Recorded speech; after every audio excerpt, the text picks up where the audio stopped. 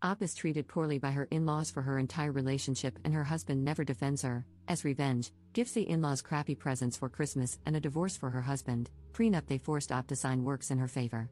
Posted by u/potential_low_8645. Throwaway account for anonymity. I, 31F, married my soon-to-be ex-husband, 33M, in 2018. My in-laws never liked me and made it clear. My soon-to-be ex insisted that they were just putting up a tough exterior and would grow to love me. To show how evil they are, one time, I joined them for dinner and brought a cake I had made, because I was always raised to be a gracious guest. When I stepped into the kitchen and offered the cake to his mother as a thank you for inviting me, she took the plate over to the garbage bin, dumped it in, and handed me the plate back. When I told my husband what she did, he confronted her, and all of a sudden, the crocodile tears started. She claimed she grabbed the plate but didn't get a good grip. I let go too quickly, and it fell to the floor, so, of course, it had to be thrown away. My sister-in-law confirmed that was what happened. My soon-to-be ex owned his own business, and his family called me a gold digger behind his back. Of course, they insisted on a prenuptial agreement, which I didn't care about because I never thought my marriage would end, and I hoped it would appease them and maybe finally get them to treat me kindly. Nope. His business failed once COVID hit. We went through his savings and my own trying to keep it afloat. I refused to go into debt to keep it going, so he closed it down. In 2022, he was suffering from really bad depression because he had lost his business and couldn't find new work. He suggested we move to his hometown, closer to his family, so he had a larger support network. Against my best judgment, we did. He wanted to work only part-time while trying to restart his business, so I became the main breadwinner. And as with most wives, I became the person in charge of buying gifts. Stupid old me thought buying them thoughtful, expensive gifts would finally make them see that I wanted to be accepted.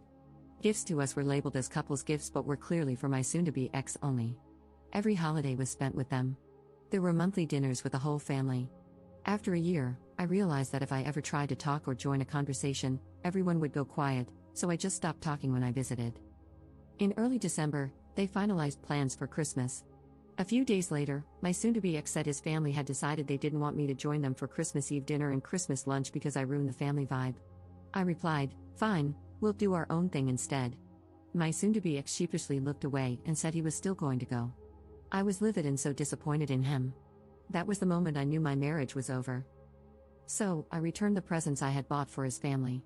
In their place, I got one pair of novelty business socks for my father-in-law, a supermarket brand bottle of shampoo for my mother-in-law, the nastiest perfume I could find at the dollar store for my sister-in-law, and the most expensive gift, a large rawhide bone for my brother-in-law and his wife's chihuahua, too big for it to get its jaw around, rendering it useless. I saved about $600 to put toward a deposit for a new apartment. My soon-to-be ex came home from Christmas lunch, telling me I had humiliated and embarrassed him in front of his family. I asked him why he would think I would buy nice gifts for people who clearly don't like me and don't want me around. I served him divorce papers last week. Remember how he was supposed to be a millionaire by now, so we had that prenuptial agreement? My soon-to-be ex is not eligible for any of my savings, since we were required to keep separate accounts or alimony. He doesn't have money for rent or auto insurance. Not my problem anymore. Some of my friends and family are on my side and proud that I went out in a blaze of glory. Others are telling me I was being way too petty, which isn't really like me. So, am I the jerk here? Relevant comments. Commenter. I would say, be glad you did not have children with him. Be glad you can escape and be free with no strings attached. P.S. This relationship should be a learning lesson about the love you want for yourself and the life you desire, not a loss. Op's response. The first thing I did after I moved into my new apartment was adopt an older cat from the shelter. He was allergic, and I could never adopt one since we first started living together. We're just two old hags living our best lives after being rejected. Commenter 2. He chose his family over you and still expected you to buy all the presents? This was perfectly planned and well-deserved for every one of them, including him. Op's response. He only worked 12 hours a week at Walmart so he could do non-existent work restarting his business. I make just over 6 figures, and I can't believe I didn't realize years ago that I was the family ATM. Commenter 3. So thoughtful of them to insist on a prenup. I hope you send them a sincere thank you note after the divorce is finalized, lol. Op's response. My lawyer even laughed that the prenup setup for him is the one we're going to use for me. It required both spouses to maintain separate bank accounts, and each spouse could keep 100% of their savings. No spouse was eligible for alimony. Update 10 days later. Many thanks to everyone for their support on my last post. I thought I'd send a small update. First, for those who asked how the deposit on my new apartment was only the $600 I saved on gifts, it certainly wasn't. I had to dip into savings, but that $600 helped. My soon-to-be ex didn't bother reaching out to me after I left until he was served the divorce papers and my lawyer made it clear we're exercising the prenup.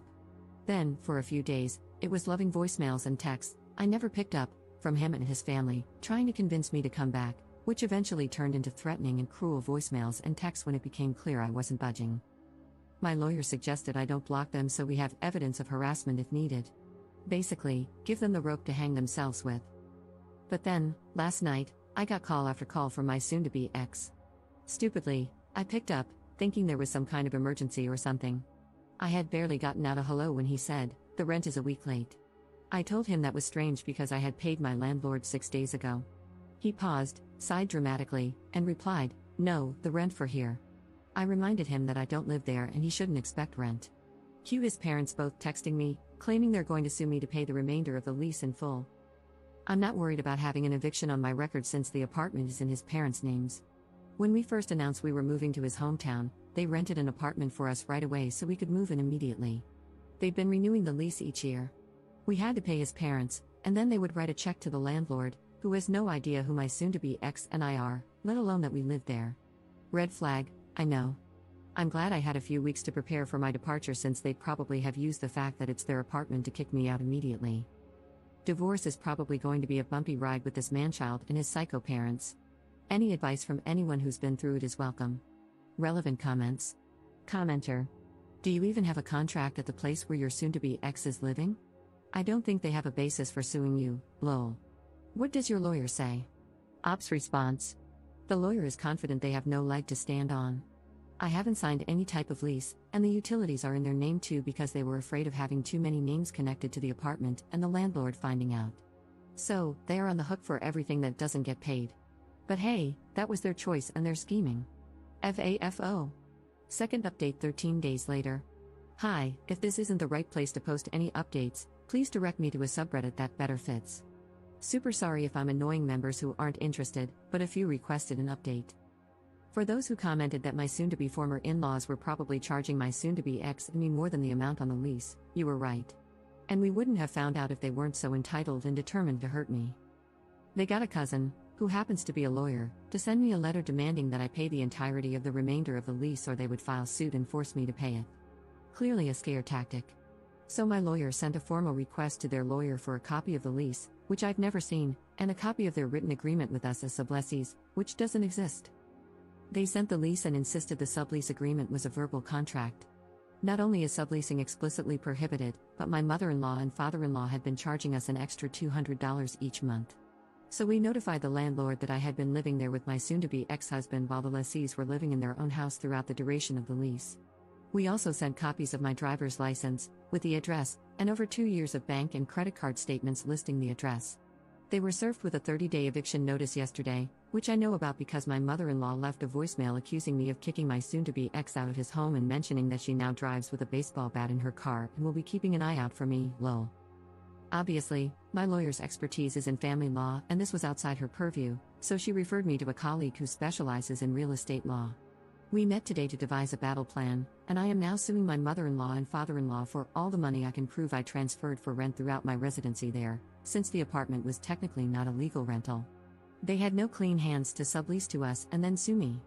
My lawyer isn't sure how a judge will view it, and the amount exceeds my state civil compensation limit, but he's confident that it will scare them and leave them open to settling for just returning the additional $200 from each payment. I think that's fair because I did live there with my soon-to-be ex-husband, and I don't think it's right to get all the rent money back. I'm an adult, and adults pay rent. I also don't want them to have the satisfaction of saying I'm using the divorce as a windfall. On the soon-to-be ex front, there's no news. We will likely need to go to family court for a separation order since he won't agree to the financial details of the separation agreement my lawyer has drafted. My state requires a 1-year separation period before a divorce can be finalized, so this is going to be a long process. A few people ask why he did what he did and if he's offered any kind of explanation or justification. We haven't really talked since he was served. I don't know if he just fell out of love but found me financially convenient, if the mask finally lifted, or if being so close to his family gave them opportunities to manipulate him. I don't know, and I don't care. I don't need closure, I need them all gone. Looking back, making promises during couples counseling and slowly regressing is enough closure. Knowing he allowed his family to treat me like crap for so long is closure. That final betrayal at Christmas is closure. My focus isn't on figuring it out, it's on making sure I'm happy. Relevant comments. Commenter. Isn't there a prenup? So he can spend money on a lawyer arguing, but there's already an agreement, isn't there? Ops response. Yes, it was set up in his favor because he owned a business that was supposed to be a huge success. Then COVID hit, and it went poof. Now I'm the one with the money, and the prenup is actually protecting me. Commenter 2. Don't forget to investigate soon for the return of money invested in his business. It was a premarital asset and exempt from the prenup.